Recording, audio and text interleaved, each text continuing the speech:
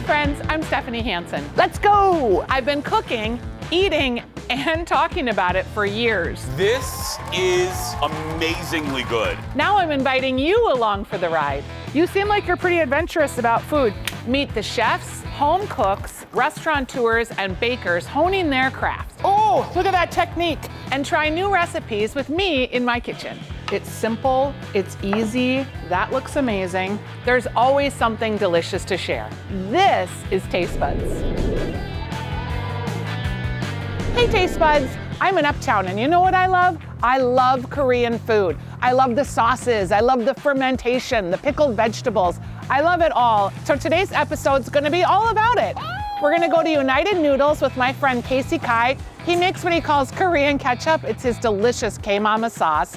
And I wanted to explore fried rice. And there's no one doing better fried rice in the Twin Cities than Ann Kim, James Beard Award-winning Ann Kim. And it is gonna be super fun to learn how to do it so that maybe I can do something like it at home. I don't know, we'll have to see when we get back from the store. But first, let's hit up Kim's.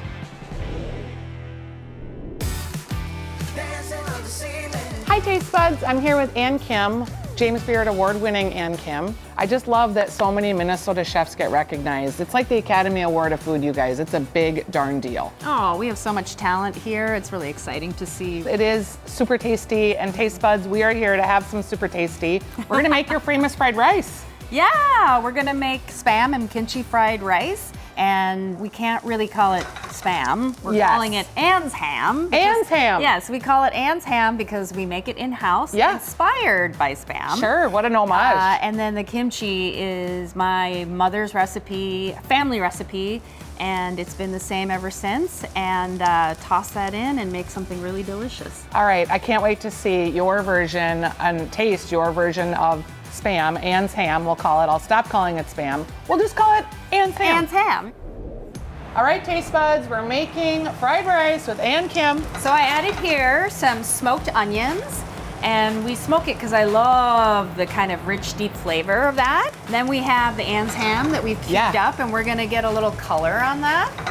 So we're gonna get a lot of good crispy bits. That's the best part. I think so too. We are going to add white short grain Korean rice, as well as some people call it forbidden rice, some people call it black rice. And we have to make this ahead of time because you want it to be dried out. You never want to use like fresh rice because it'll stick all over the place. Which is why if you get takeout, always save your rice in the freezer because it makes excellent fried rice. That's right. Rice is life, as I say. And then a little bit of butter because we're in the Midwest. Butter tastes good. It gives it kind of a richness. And when people ask like, ooh, where's that from? It's butter. And then gonna add the kimchi. Kimchi just means pickle in Korean. So there's probably hundreds of varieties of fermented vegetables. And we add pickled Fresno because I like the addition of a little more heat. And we pickle it so it's a little sweet and a little spicy. And now we're going to add the rice. You are taking all of those ingredients and all those components and putting an Ann Kim twist on it, which I guess is probably why you're an amazing chef. And I have to say, I did tell her this already, cleanest restaurant kitchen I've ever been in. Your kitchen's probably cleaner than my home kitchen, which is saying a lot. Now we're gonna add a little secret sauce, which is our house-made chojang. And chojang is sort of a sweet and sour, spicy sauce. It's basically made out of gochujang, which is a fermented chili paste. Yep. And you'll find gochujang in so many different things. For this same episode, after this, we're going to shop with our friend KC Kye, who makes a version of that he calls the Korean ketchup. So he would reiterate that Koreans use this in all their food. They do. So now the flavors are all so beautiful. Melded together. And now I'm gonna finish with a little bit of scallion in there. Something green, you always wanna finish with green. So now, we're gonna turn around. You got the flair. My husband taught me how to do that, but I'm not as good at it as you are.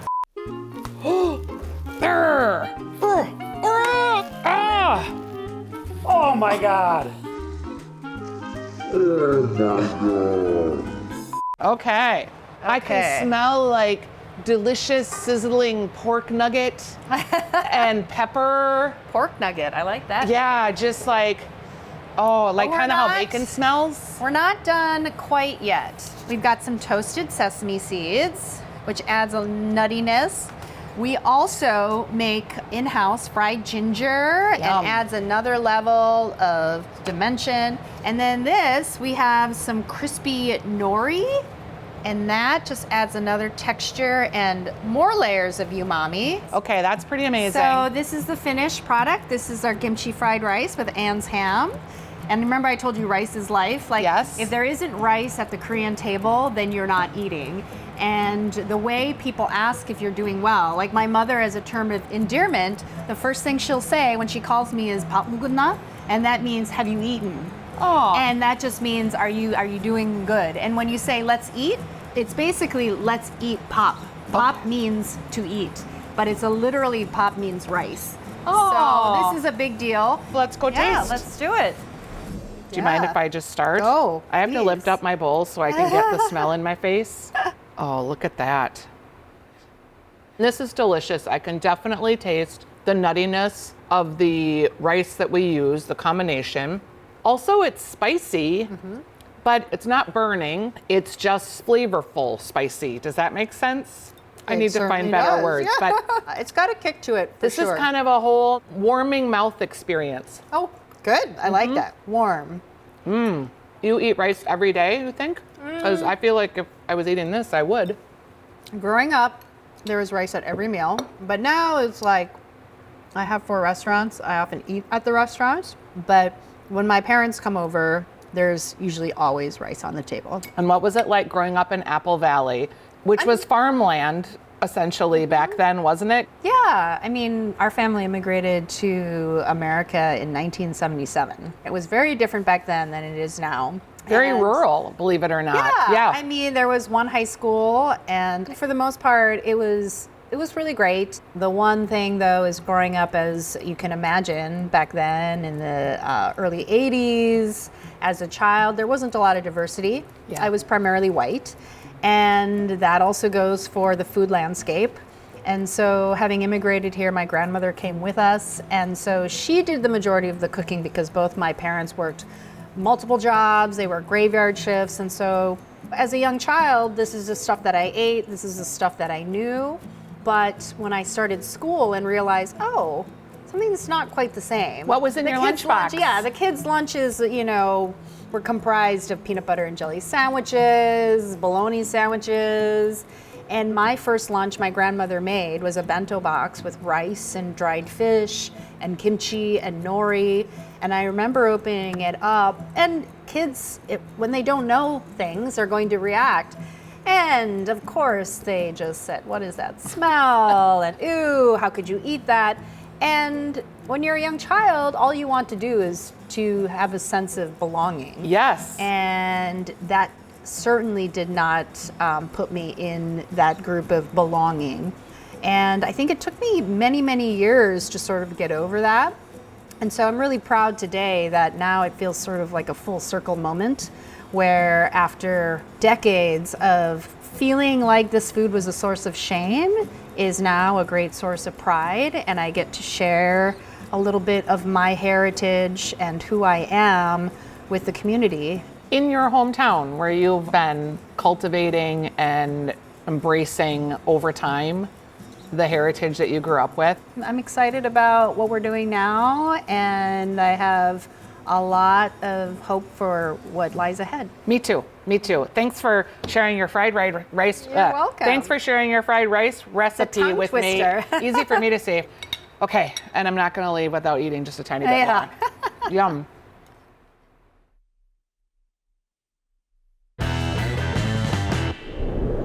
Oh, taste buds, was that fried rice amazing?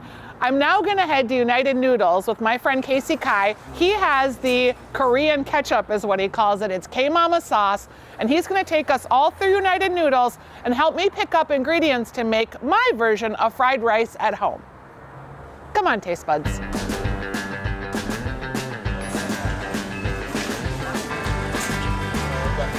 We're here at United Noodles in Minneapolis. I'm here with KC Kye. Good to see you. KC makes what is called K Mama sauce. It is what you told me once it was the Korean ketchup. Yeah, K Mama sauce just came about because I moved here. I'm an East Coast transplant.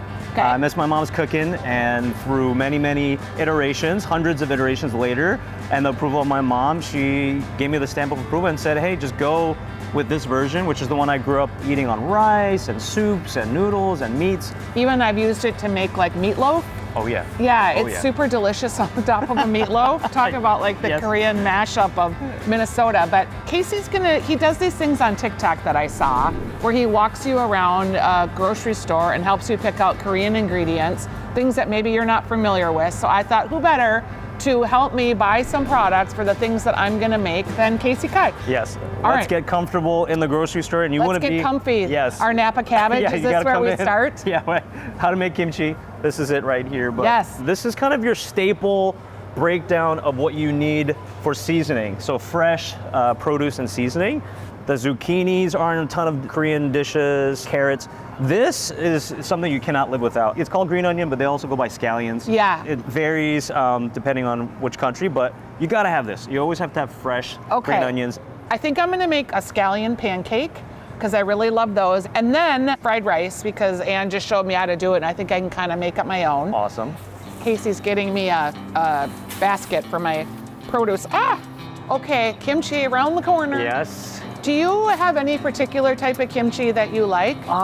There's like a gradation of freshness. So Okay. it's like just made, is super fresh, to like sparkly, like kind of like a Sprite or Coke flavor because it gets so fermented. Yep. I like it right in the middle. Okay, we'll Yep. just get a small one. Yeah.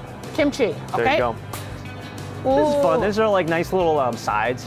Just kind of freshen up your... Like the pickled condiments? Yep. 'Cause Isn't that Yep. a big part about eating Korean food? Oh yeah, tons. This is like Japanese salted plums, which is Yep. really special. You eat it with sushi. I didn't know how to eat that until my Japanese friend who grew up eating that was like, oh, you should eat this with that, right? And that's kind of how it is for most people who don't typically eat Korean, Japanese, Southeast Asian, or whatever. It's like someone has to introduce it to you. Yeah, and the pickled garlic, look. The whole garlic, Like- yeah. You literally just down one piece at a time. as a side. Now, this is a weird question, but does it make your breath smell like raw garlic does? Probably worse. So, Oh! so don't have plans after, if you know what I'm saying. Just Yeah. If So you have- don't eat this and then kiss your wife. You're gonna go on a date first, and then you're gonna be eating. Okay. Shopping with Casey's fun. This is awesome. Yep, These okay. are the hacks who want to know. I am the soup queen. I love soup. Yes. So these are like, tell me, they're kind of ready to go? Yes. This is like the meal hack central. You just add water. Anything red is gonna denote spicy. Oh, So just I mean, FYI. that is really good to know though, because Yep. it would seem like it's obvious, but it's not. Get the whole snack section. Yep. Have you seen Squid Game? Yes. Right? So it's Yes. they have to kind of scrape it out of the little star and the little Okay. umbrella. This is the little sweet snack that they have to kind of scrape at. So instant ramen. Literally just add hot water with the packet. This is like college, early professional. This is our special scallion pancake flour. Everything all pre-seasoned for our Korean pancake mix. Great. There you go. On to the Spam. So there's different Spams for different countries. But this might be the one they sell in the Philippines, but this is especially delicious. What is tocino? Is that just like a spice blend? Yeah, I think it's, yeah, exactly. It is made in Austin, Minnesota, just like the regular Spam. Wow. Let's do it. That's it. Casey, thank you so much for helping me get all my groceries together. You're welcome. I've got my K-Mama at home, so I'm gonna use that in my fried rice. I'm definitely coming back here. The prices were great. Yes. Everything felt super fresh and everyone was really approachable and helpful in the store. Well, thank you. This was a lot of fun. I love food shopping with friends and Yeah, family. So and this, keep up the good TikToks, because that's how I thought about doing this. I saw you and I was like, and I've learned so much from watching your TikToks, so thanks, Casey. Thank you, It's Stephanie. great to see you. Let's go back to my house.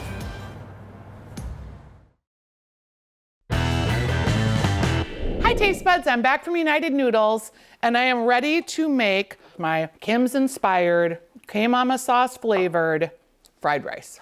So let's just see if we can get the Spam out and cut it. Whoop.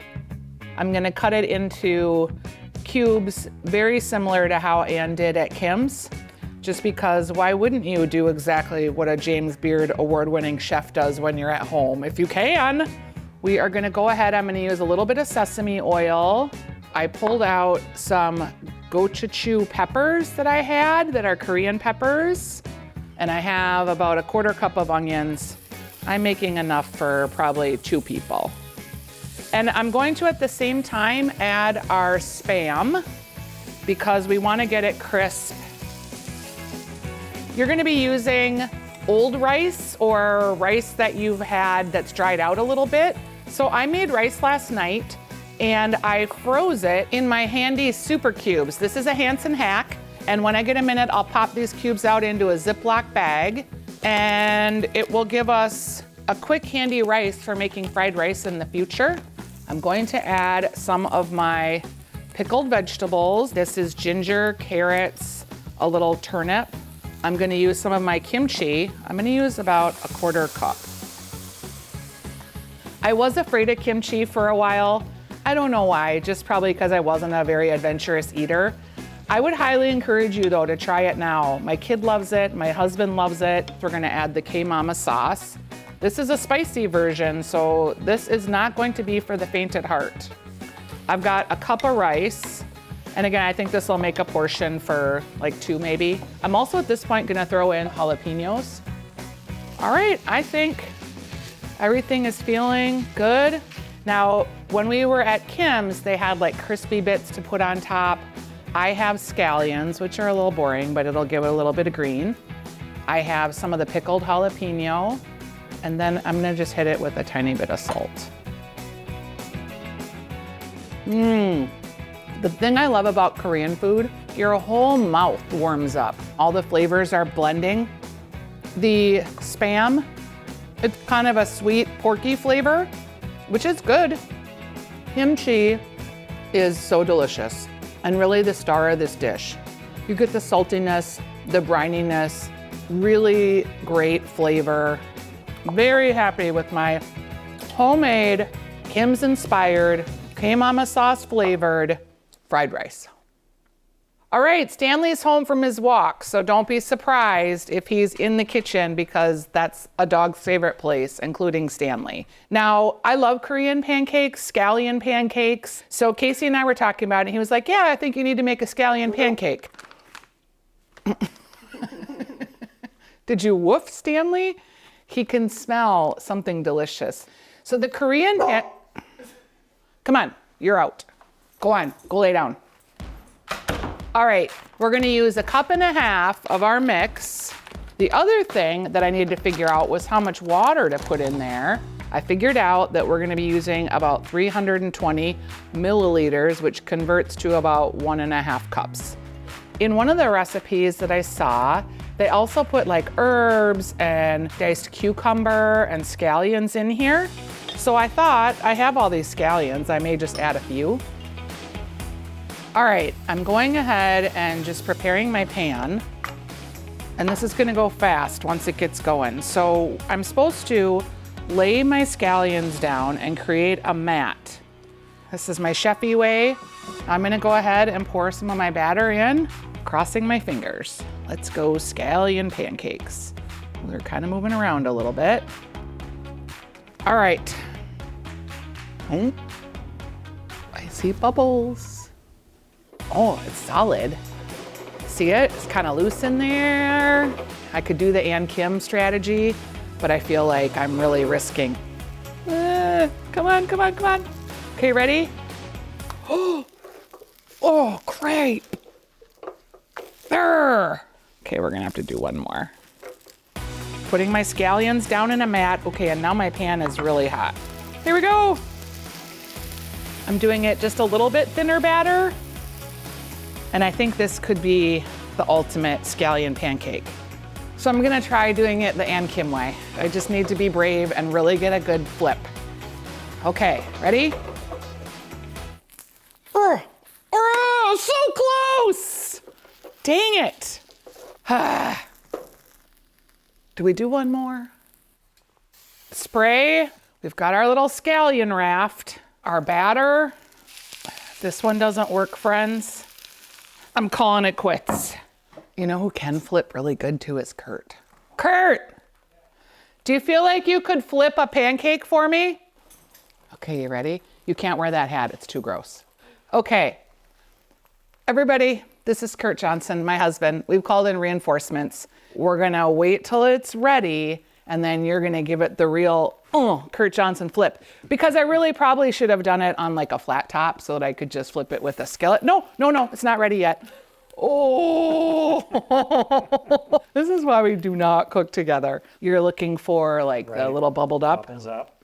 Okay, so are you feeling ready, Kurt? I am ready.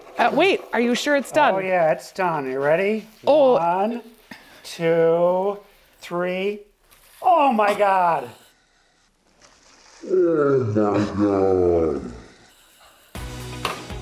so mad that you got it so good the first time. Thank you, Kurt. Okay. He did work in a restaurant. I was just a cocktail waitress. I'm gonna try one more time.